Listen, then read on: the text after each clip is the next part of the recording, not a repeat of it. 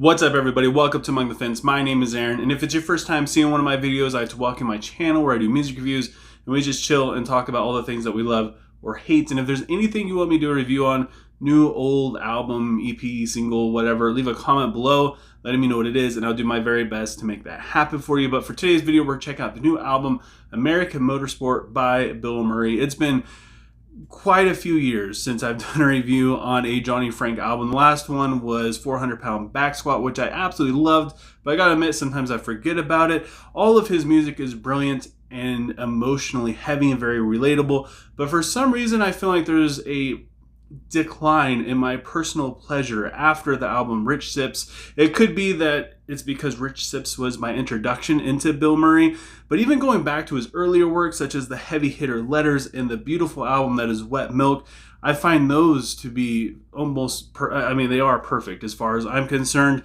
His newer stuff just doesn't hold the same kind of magic, I feel like. And that's not to say that Eggy Pocket and Back Squat are bad, because I absolutely do love them, and I know that there's some people's favorites, and I totally get why they would be. And even though I didn't do a review on Goblin Hours, I feel like it's still top tier Bilmuri, and it has some of the most beautiful soundscapes I've heard from the guy. And the singles for American Motorsport seems to have a special flair that originally drew me in, especially the first single, which is also the opening track, Better Hell, which is about a past relationship where he's saying even though his life isn't perfect, he still has a lot of problems.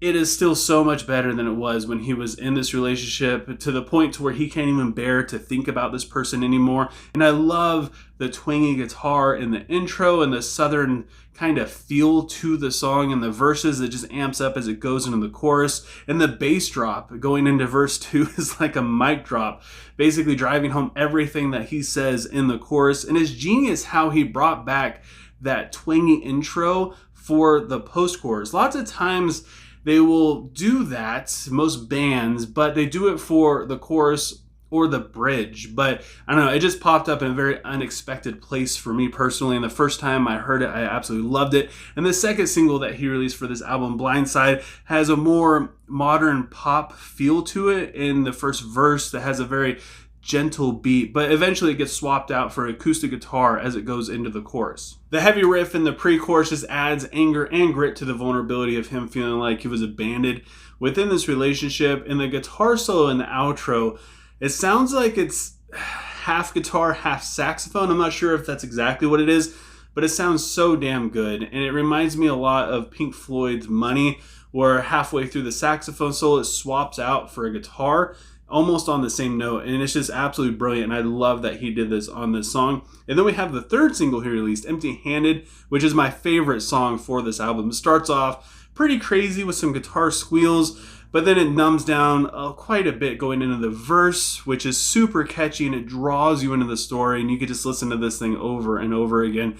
The chorus has great metaphors that will get stuck in your head for days, and they give this even more of a southern vibe. It features Dylan Marlowe in verse 2 and chorus 2. He got half of this song, and I absolutely love the chemistry between their two vocals.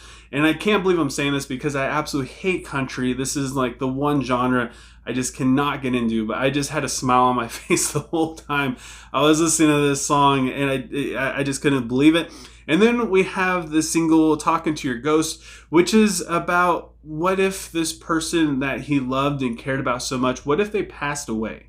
It has a very familiar pop rhythm, and even has finger snaps in the verses. And even its gentle, kind of distorted guitar riff in the post-chorus goes heavy, but it still fits the song perfectly. More than anything, I think the drums steal the show in this song. And of course, you know, the saxophone solo, it absolutely steals the show. Then we have the song 2016 Cavaliers, which is also titled Ohio. This has all of the country tropes that I absolutely do not like how we both got drunk one night and I said something I shouldn't have said, and now I have to move away because that's just how life is, and we have all these feelings for each other. You know, like the barbecue stain on the white t-shirt and singing about NASCAR, all the things that I absolutely dislike about country.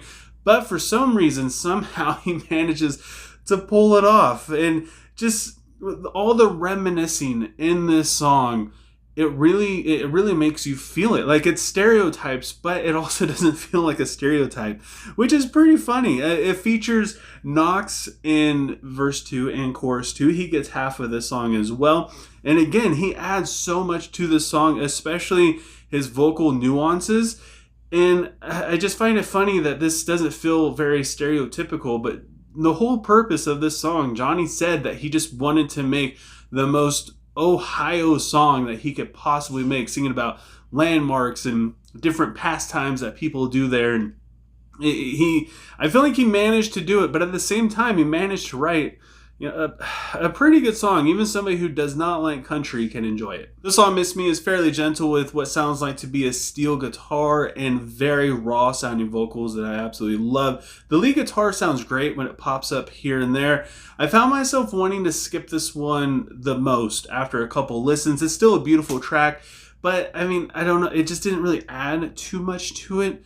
Like, the other songs were very country inspired, and Johnny managed to find a way to put his own little fingerprints and twists on it, make it sound very Bilmuri.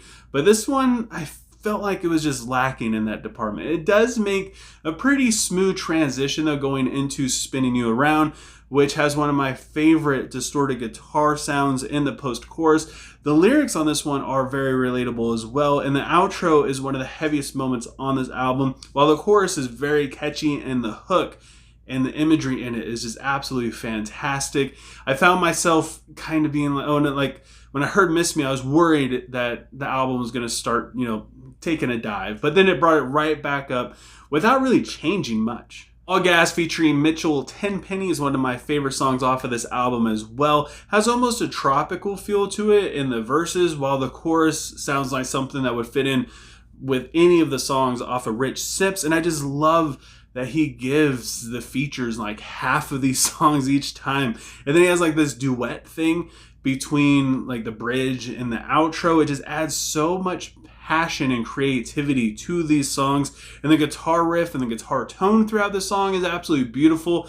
Like, a lot of metalcore bands will have features, and a lot of times it's like they get like one or two lines either like in the bridge or the outro, and people start freaking out and screaming about how good it was, where I don't know, I feel like they could have done more, especially when I feel like the original vocalist could have easily have just done it, and it doesn't really add anything, extra to the song, where having the feature take over half the song, it almost feels like you're hearing these two guys share, their problems while they're sitting at a bar. And I absolutely love, it's almost like a dialogue thing going on. You hear Johnny expressing his problems and his issues with the relationship, and you hear the other guy sitting there basically saying his problems with it, and it just adds so much to the song, a lot more creativity, and I absolutely love that he did that. And then we have the song Straight Through You, which features Arizona, which continues the same kind of emotion that's found on All Gas, but this one just didn't stand out to me all that much, outside from the saxophone solo, which I feel like did a lot of heavy lifting. I felt like this song was a solid mixture of everything we've heard before, but this one just didn't really bring anything new to the table like the other songs have. And then we have the closing track, Drunk Enough, which kind of dives into addiction and turning to alcohol when trying to cope with loss and rejection. But it also uses metaphors referring to being drunk in love, and how being drunk in love can make you blind to just how toxic a relationship really is. It's super deep, very vulnerable. It definitely sums up all of the issues that he's going through and all the pain he's feeling throughout this album. It has a really steady buildup, and I gotta say, this one definitely leaves you hanging, and it definitely leaves you really feeling the weight of all the emotions that you've been through so far. I absolutely love this album. It is so different from anything that I've heard Bilmuri do before. I mean, of course, he's kind of explored country just a tiny bit in terms of different types of chord progressions and also a little bit of vocal melodies here and there, but he hasn't really dived straight into it like this. And I don't, he finds a beautiful way to put his signature sound and twist on every single song. Even the songs I didn't care for that much, you hear it and you're like, oh, that's a country song, but that's definitely Bilmuri. And the country vibes work out perfectly. And that's coming from someone who, I said before, I absolutely hate country music. I could tolerate anything. I enjoy rap, hip hop, I listen to dance music, techno, all kinds of things. And I understand why people like some of the music that I personally don't like. But country music, I just don't get it. I don't understand it. I don't care to. I absolutely dislike it. But this album is beautiful. It's a lot of fun. It avoids a lot of the really stupid country tropes that people like me who don't like country tend to really, really shy away from and dislike. But at the same time, when he does kind of explore those stereotypes, it just works. Johnny manages to make it not sound like garbage. And I think it's just because he knows how to write a really good, catchy song and put in different fusions and his own little twist on it. He's not afraid to still sound like Bill Murray while adopting country music at the same time. I don't know. That's the best way I can explain it. So with all that said, I got to give American Motorsports by Bill Murray a 8.2 out of 10. But I want to know what you guys think. I know a lot of people feel the way I do about country music, so I'm not sure if everybody's going to love this album. So yeah, leave a comment below letting me know what you thought of American Motorsports. Let me know what you rate it and what your favorite song is. And if you enjoyed this video, don't forget to give it a like. It helps out so much with YouTube's algorithm. And if you want to continue to support me further than that, don't forget to subscribe and ring the bell icon. That way you get notifications. You don't miss out on any of my future reviews. And I just thank you guys so much for taking time out of your day to listen to me sit here and talk about music. And I hope you have a good rest of your day or night, whenever you happen to be watching this. And I will talk to you guys next time.